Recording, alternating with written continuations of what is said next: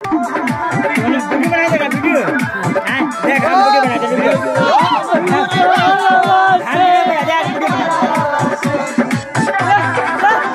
घरे बना बलम जे बहारावा से कदिला वाला गाल देवाला से घरे बना बलम जे बहारावा से कदिला वाला गाल देवाला से